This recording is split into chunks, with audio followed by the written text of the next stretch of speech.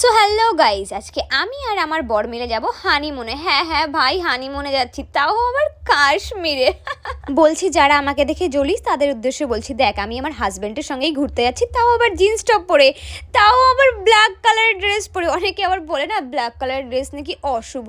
দেখ আমি সেই অশুভ জিনিসটাই পরে আমি আমার বরের সাথে ঘুরতে যাচ্ছি। সিঁদুরটা পরে মুখটা পুরো আমার লালু লালু হয়ে গেছে, আর এই লালু লালু মুখটাকে যদি সুন্দর করে প্রিপেয়ার করা হয়, ও মাই গড, আমি তো এমনিতেই কিউট। তারপরে আবার যদি আমি একটু সাজুগুজু করি তাহলে তো আমাকে পুরো কিউটের ডিব্বায় লাগে। এই জন্যই হয়তো অনেক মেয়ে আমাকে দেখে এত হিংসা করে আর এত নেগেটিভ কমেন্ট করে। যাই হোক, এমনিতেই আমার আইব্রোটা কিন্তু অনেক মোটা মোটা, তারপরে একটু কালি করে নিলাম, দেখে তো মনে হচ্ছে একেবারে ষাঁড়ের মতন লাগছিলো, আরও মোটা মোটা লাগছিলো। যাই হোক, তারপরে আমার ওই যে একেবারে স্কিন কালারের লিপস্টিকটা পরে নিলাম। অ্যাকচুয়ালি রেড কালার পরলে আমাকে একটু বেশি সুন্দর লাগে, তো ওই জন্য একটু সিম্পল ধরনের লিপস্টিকটা পরে নিলাম। তো গরিবেরা, আমার কাছে তো আর হারপিকের বোতল ছিল না, ওটা কেনার আমার অ্যাকচুয়ালি মুরদ নেই।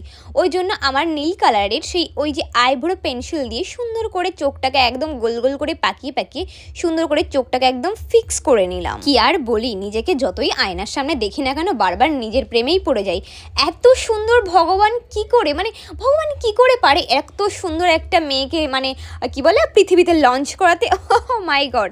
যাই হোক, আদিক খেতে না করে তারপর আমার চুলটাকে ফিক্সড করে নিলাম। চুলটাকে তো মনে হচ্ছিলো ছেড়ে দিয়ে বেশি ভালো লাগছিলো, কিন্তু ছাড়া চুলে আবার অনেকের অনেক বাজে বাজে কমেন্ট করে, তাই জন্য আমি চুলটাকে সুন্দর করে বেঁধে নিলাম। বেঁধে নেওয়ার পর আমার আছে না একটা শুরু হয়ে গেছিলো, আর কিছু বলার নেই।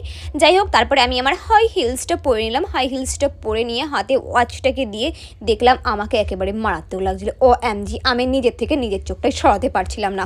অ্যাকচুয়ালি 10 দিন স্নান করিনি, তাই একটু স্প্রে করে আমার সাইড ব্যাগটা নিয়ে OMG, I am ready. So tata.